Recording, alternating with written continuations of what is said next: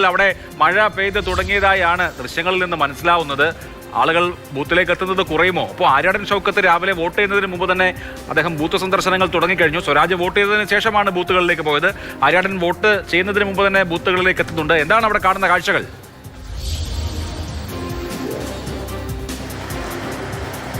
ആര്യാടൻ ഷൗക്കത്തിൻ്റെ വീടിൻ്റെ ഏറ്റവും ചേർന്നുള്ള മാനവേദൻ സ്കൂളിലാണ് ബൂത്ത് സന്ദർശനത്തിൻ്റെ ഭാഗമായി ഷൗക്കത്ത് എത്തിയത്. അവിടെയാണ് വഹാബിന് എംപിക്ക് വോട്ട്. അവിടെ പോയി ബൂത്ത് സന്ദർശനത്തിന് ശേഷം അല്പസമയത്തിനകം ഞാൻ നിൽക്കുന്ന ഈ വെട്ടിക്കുത്ത് LP സ്കൂളിലെ 184-ാം ബൂത്തിലേക്ക് ആര്യാടൻ ഷൗക്കത്ത് എത്തും എന്നാണ് പറഞ്ഞിരിക്കുന്നത്. നമുക്ക് കാണാൻ കഴിയുന്നുണ്ട്, നല്ല മഴയാണ്. ഈ മഴയത്ത് ഒരു പ്രശ്നമാകുമോ, മഴ പ്രശ്നമാകുമോ എന്നൊരു പ്രതിസന്ധി നിലനിൽക്കുന്നുണ്ട്. ഇവിടെ മാത്രമല്ല, ഞാൻ നിൽക്കുന്നത് നിലമ്പൂർ നഗരസഭയുടെ പരിധിയിലുള്ള ബൂത്തിലാണ്. എങ്കിൽ വഴിക്കടവടക്കം പോത്തുകല്ലടക്കമുള്ള മേഖലയിൽ, കരുളായി അടക്കമുള്ള മേഖലയിലൊക്കെ നന്നായി മഴ പെയ്യുന്നുണ്ട്. ഈ മഴ പോളിംഗ് പെർസെൻറ്റേജിനെ ബാധിക്കുമോ എന്നുള്ളതാണ് മുന്നണികൾക്കിടയിലുള്ള ഏറ്റവും വലിയ ആശങ്ക എന്ന് പറയുന്നത്. ഈ മലയോര മേഖലയിലെ മഴ എന്നൊക്കെ പറയുമ്പോൾ നമ്മൾ സാധാരണ നിലയിൽ തിരുവനന്തപുരത്തൊക്കെ കാണുന്നത് പോലത്തെ ഒരു മഴയല്ല. അത് മഴയങ്ങ് പെയ്യാൻ തുടങ്ങിയാൽ പിന്നീട് വണ്ടി പോലും ഓടിക്കാൻ പറ്റാത്ത അവസ്ഥയിലേക്ക് കാര്യങ്ങൾ പോകുന്നത് നമ്മൾ കഴിഞ്ഞ കുറേ ദിവസങ്ങളായി ഇങ്ങനെ കണ്ടുകൊണ്ടിരിക്കുകയാണ്. അതിനാൽ മഴ പ്രശ്നമാകുമോ എന്നൊരു പ്രതിസന്ധി ഉണ്ട്. ഇപ്പോഴെന്തായാലും ഈ വരുന്ന ബൂത്തുകളിലേക്കൊക്കെ, ഞാനൊക്കെ നിൽക്കുന്ന ബൂത്തുകളിൽ ക്യൂ ഒന്നുമില്ല.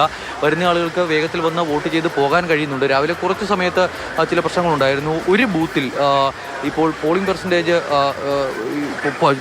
പോളിംഗ് തുടങ്ങിയിട്ടില്ല, ചില പ്രതിസന്ധികളുണ്ട് എന്നുള്ള വാർത്തകൾ വരുന്നുണ്ട്. അതും അല്പസമയത്തിനകം പരിഹരിക്കാൻ കഴിയും എന്നുള്ളതാണ് ഇലക്ഷൻ കമ്മീഷൻ അടക്കം വ്യക്തമാക്കുന്നത്. നിലവിൽ എന്തായാലും കാര്യമായ പ്രതിസന്ധികളില്ലാതെ, പ്രശ്നങ്ങളില്ലാതെ വോട്ടിംഗ് പുരോഗമിക്കുകയാണ്. പോളിംഗ് പെർസെൻറ്റേജിൻ്റെ കാര്യത്തിൽ കുറവുണ്ടായാൽ അത് ആരെ ബാധിക്കും എന്നൊരു പ്രശ്നം നിലനിൽക്കുന്നുണ്ട്. പ്രിയങ്ക ഗാന്ധി മത്സരിച്ച സമയത്ത് ഉപതെരഞ്ഞെടുപ്പിൽ 61% മാത്രമായിരുന്നു പോളിംഗ് പെർസെൻറ്റേജ്. അതിന് തൊട്ട് മുൻപ് നടന്ന 2024 ലോക്സഭാ തെരഞ്ഞെടുപ്പിൽ 71% ഉണ്ടായിരുന്നതാണ്. അത് നേരെ 10% അങ്ങ് കുറയുക എന്ന് പറഞ്ഞാൽ ചെറിയ കാര്യമില്ല.